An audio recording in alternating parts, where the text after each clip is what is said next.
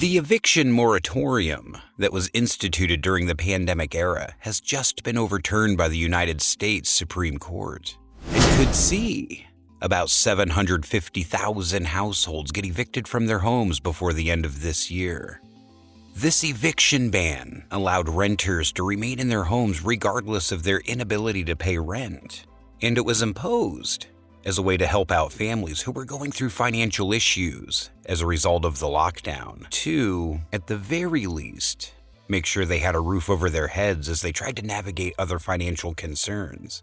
However, it was recently found that the Center for Disease Control and Prevention, or CDC, which is the body that imposed the moratorium, does not have the legal authority under federal law to make that kind of imposition, which is why the Supreme Court revoked the ban a couple of days ago, despite the fact that the ban is to expire on the 3rd of October. Welcome to the Savvy Few, where we keep you up to date with what's going on in today's economy. If you're new to the channel, please hit the subscribe button and bell notification so you can stay up to date on the world's economy. Now, according to research carried out by Goldman Sachs, between 2.5 and 3.5 million American households are currently behind in rent.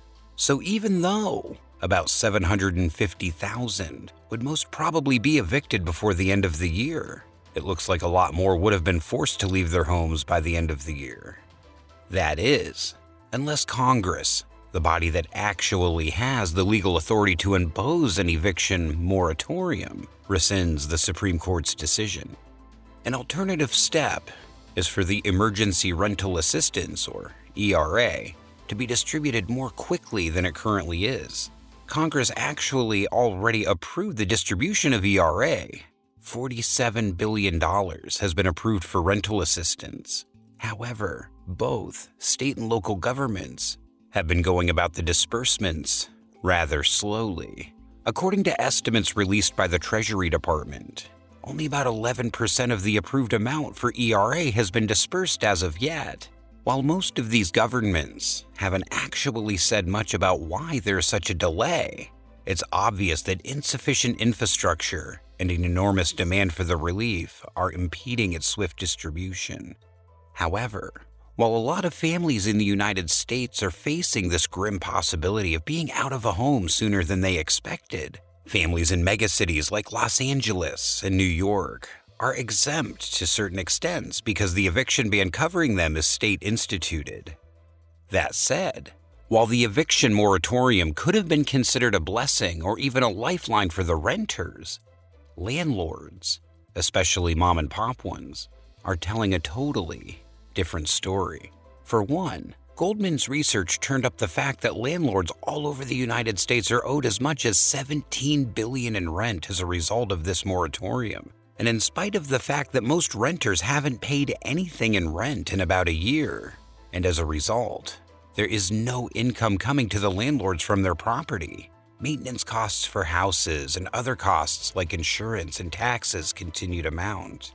The moratorium has put a number of landlords in very dire situations, so much so that a number of them have had to take out a mortgage loan just to get by, and some have even gone so far as selling off their property.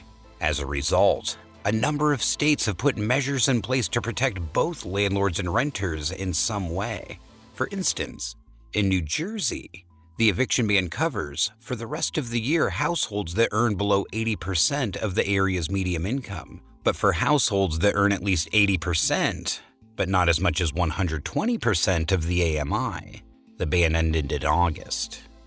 This particular measure appears to be a good idea because it mandates those that have the means to pay to do so or be evicted out of their homes instead of just being a blanket covering.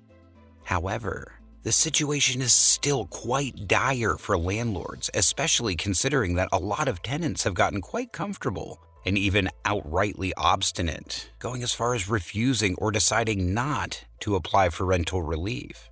Goldman's research also turned up the fact that recovering back rent through the ERA program is a really tedious affair. So taking all of these factors into consideration, it's looking like there's going to be a mass eviction of tenants very soon. Of course, That is, unless the landlords receive some sort of federal assistance that covers for rent.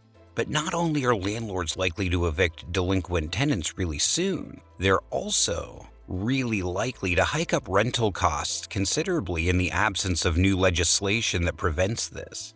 For some property owners, this would be a way to recover all the rent that they had let go during the eviction ban, but for some others, it would just be a way for them to exploit the system. However, mass eviction would lead to the availability of a lot of rental property, and basic understanding of economics tells us that high supply would lead to a fall in prices. So according to Goldman, this mass eviction would offset the increase in the cost of housing. But while mass evictions could reduce housing costs, it could also, quite unfortunately, reduce job growth and household consumption. So while the lifting of the eviction ban might be a problem for a number of households in the United States, and might even pose a number of public health problems, it could spell something good for some landlords, allowing them to cover expenses associated with taxes, utilities, maintenance, and even insurance. However, for some other landlords, it might actually be a little too late because they have already been swallowed up by debts, forcing a number to even sell off their property.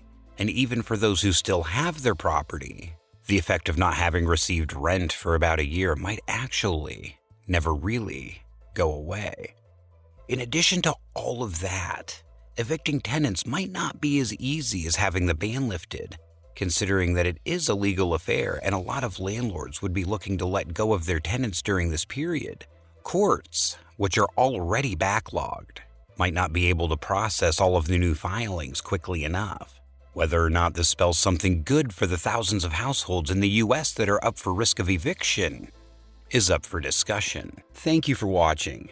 Please like this video. It greatly helps the channel reach more savvy viewers like you who want to stay updated on today's economy. If you're not a subscriber, please hit the subscribe button with the bell notification to get notified every time we post a new video. Until next time.